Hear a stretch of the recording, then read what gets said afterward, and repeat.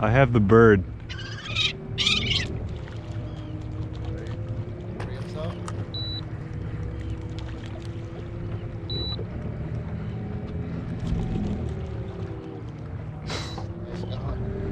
Well, what do you want? Don't let the hooks get in. It's okay with the line's there. Guy's under pressure. Bring him in here slowly, as best you can without trying to hook him. He's already hooked. Huh? He's already hooked.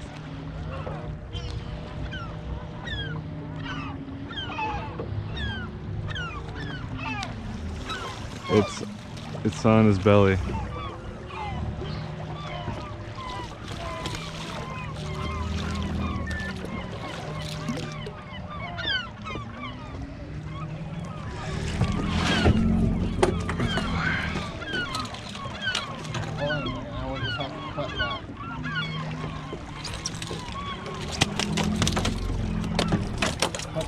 Cut the line. You could do it. Cut it on the other side.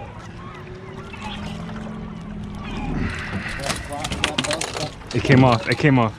Oh, good. Then he'll fly off.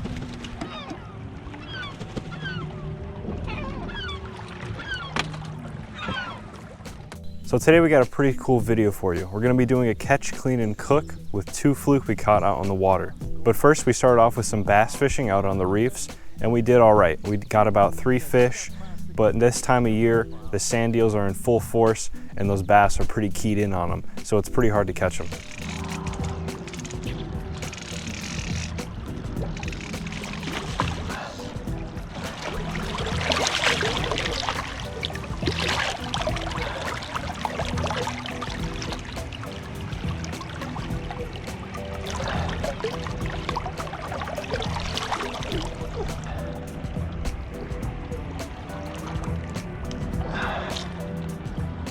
I think it's 20. 19 and a half. Fish aren't easy to catch. Nope. About the time that you start getting keyed in on that sand eel.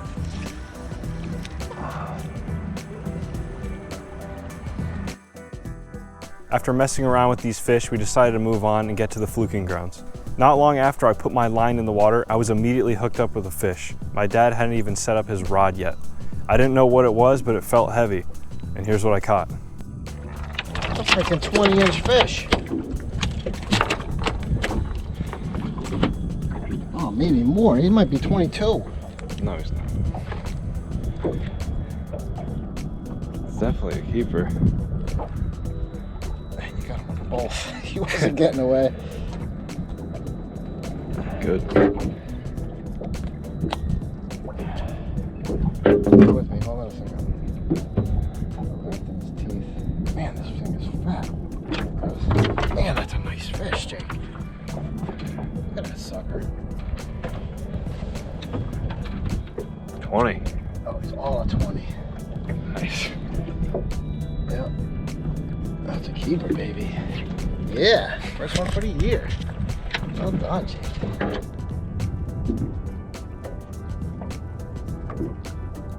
You know of any good striper fishing over that way? Oh, yeah.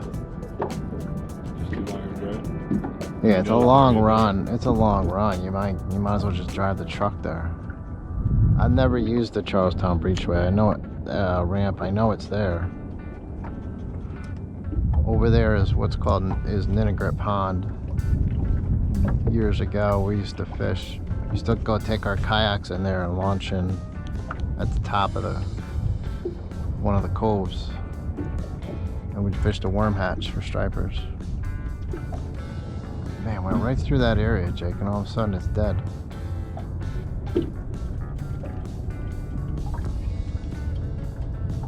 I wonder if those fluke were following that big ball of squid.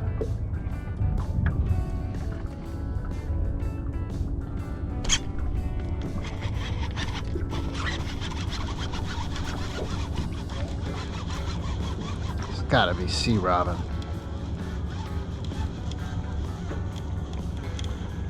Tell you what, it's heavy, Jake.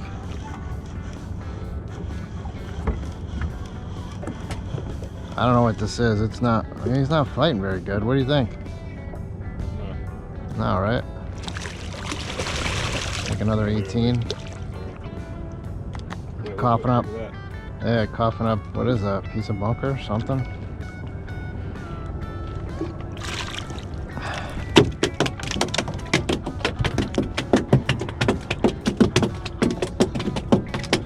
Finally, I'm on the board for a fluke.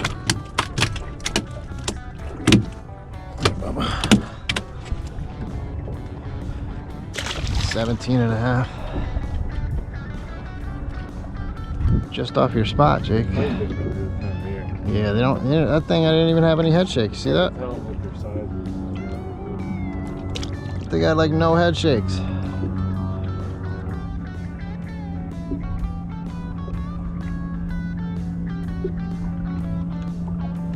That's what I thought. I thought I had somebody playing with it.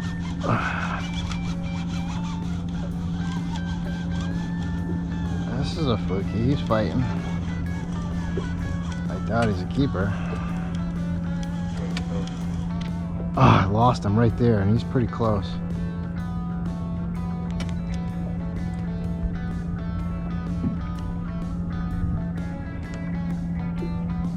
And they are holding right on that drop, though. Starting to mark fish, too. Yep. I was just starting to mark fish, too.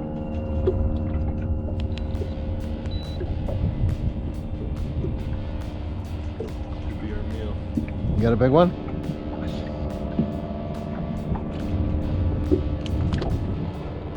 I spot locked it. You need the net?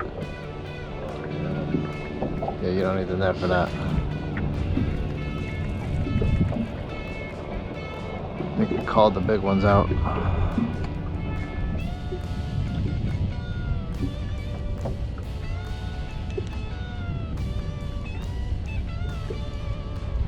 Oh, that felt, man, may have missed something right there. Might have been a rock. But then again, there's no rock. Oh, again. Oh, if that's a fish, he's pretty solid, dude.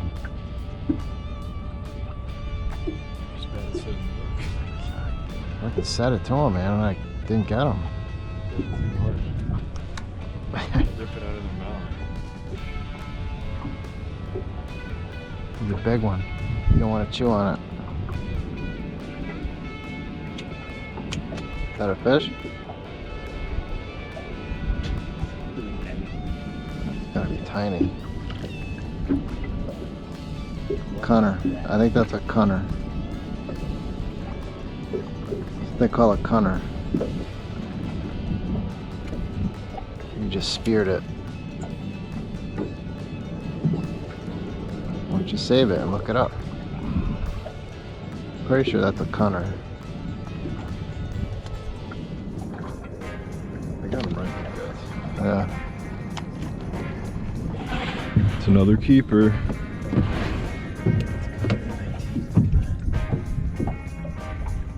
Here by the tail.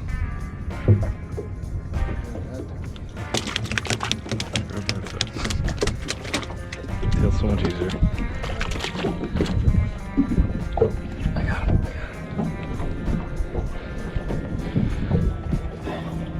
Yep.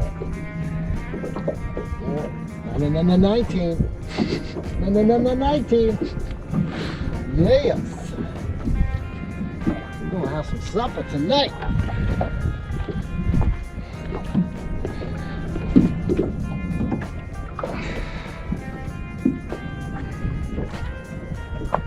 And what'd you say this was called again? This little guy? I think it's a cunner.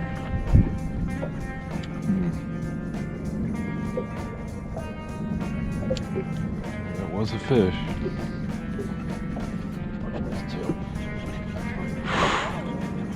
Oh, dude. We doubled up. I think mine's a keeper. Yeah. Oh, mine's a keeper.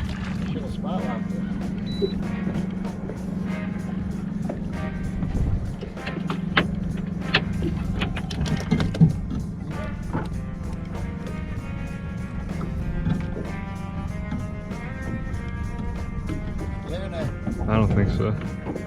No. No. No. That's like 17.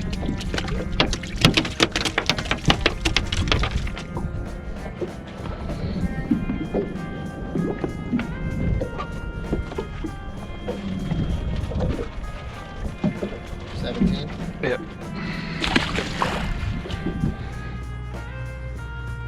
All right, in the end, we caught 2 keeper fluke. So now we're gonna go clean them up, and then my mom will show you how to cook these up, and trust me, it will taste delicious.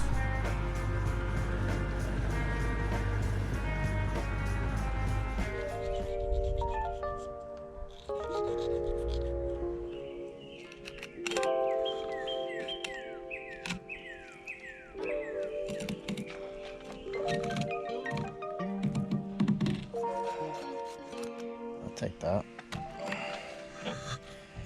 First fillet of the season.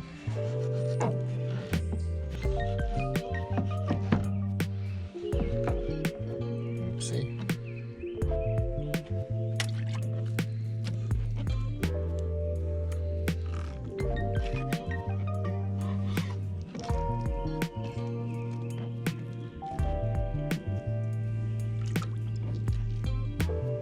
Supper.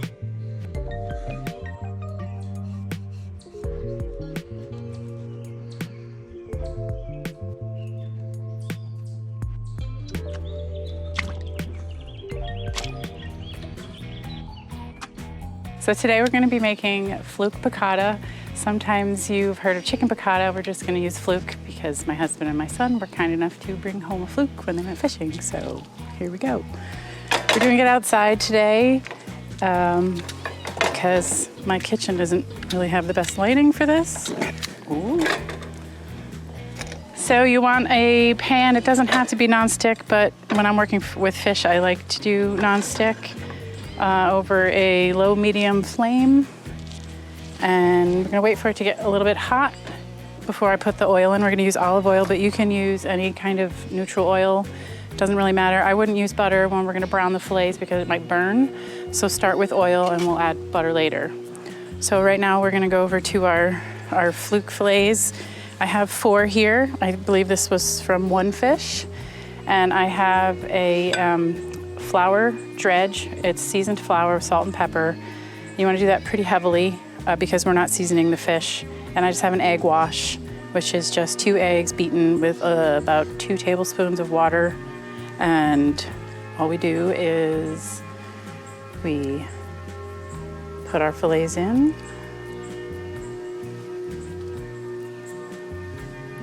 And then you just flip it around. Typically you want to use one hand for wet and one dry, and I already screwed that up, but that's all right. I'm gonna make a big mess out here because this is not normally how I do it. And you don't want a lot of flour left on there. You just want to lightly coat it. Okay, so then we're gonna take our fillet, kind of put it aside, and do another one. Okay, so we're gonna put a little bit of oil in the pan. Now that we have our fish fillets coated. I don't really measure this. I just want to put a light coating on the bottom. Make sure, this is a little uneven, but you want to make sure the whole thing's covered. You might have to add a little bit more oil, we'll see. And you can see it kind of glistening. You want to wait for it to get pretty hot because we're trying to get a little bit of a crust on the fish. We'll brown them. Yep, that's pretty good. We don't want to hear a sizzle. If you overcrowd the pan, they're not going to get crispy. Medium heat. Now on your stove, about a 6, but this is a grill, so it's a little different. So I'm kind of figuring it out as I go, but that's a good sizzle.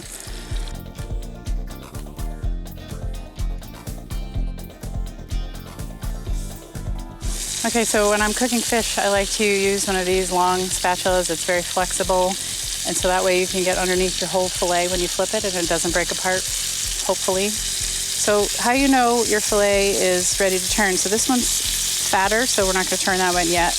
But you can see it's turning opaque on the side. You can see it's cooked on the side. And this one is more opaque than this one. So it's just a little bit raw in the middle. So we're gonna flip this over. And you kind of want to do, and that's a nice crust. You want to do it in one quick motion, or else you run the risk of it falling apart. I mean, it's not the worst thing if it ever falls apart because it's going to taste good anyway. So you just wait for this other one to crisp up and get cooked a little bit more, and then we'll flip that one, and then we'll put our other 2 fillets in, and then we'll make the sauce.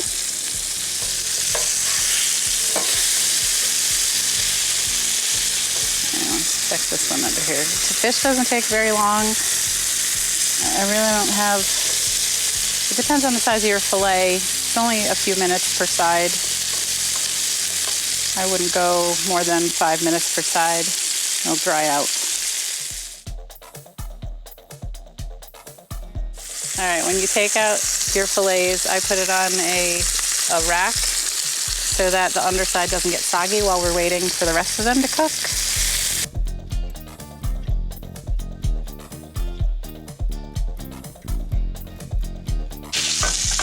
All right, so now that we have all our fillets out, we're gonna make the sauce. And here, we're gonna turn down, actually we're gonna turn up the heat a little bit. We have butter, about a half a cup of wine, some capers, which you can omit if you don't like them. I know those are a controversial ingredient. Lemon juice, about the juice of 1 lemon. You can go 2 if you like it more, and some parsley and some lemon for garnish. We put the wine in, we're gonna let it burn off. So there's a lot in there now. We wanna reduce it. That's why we turn up the heat. Let it bubble away, and you're cooking out the alcohol essentially, and you just want the flavor of the wine in there. Kind of thickening a little bit around the edges there. So this is the point where I put in capers and the lemon juice. Let that cook a little bit. I have the salt and pepper here. I usually don't add any more salt because I've already seasoned the flour and the lemon. I feel like you don't need a lot of salt with the lemon, but I do add a little bit of pepper. And then when this reduces a little bit, we're gonna make an emulsion with the butter. So we wanna turn this down pretty low. When you add the butter, you wanna do it pretty slowly because it will separate. It'll separate your sauce, so that's why you do 1 pat at a time. Keep it moving, and then it will end up making your sauce creamy. But if you do it at a high heat, it'll separate the butter, and you'll have a greasy mess. This is basically done. After this little pat melts, that's pretty much it. And then you just pour it over your fillets and call it a day.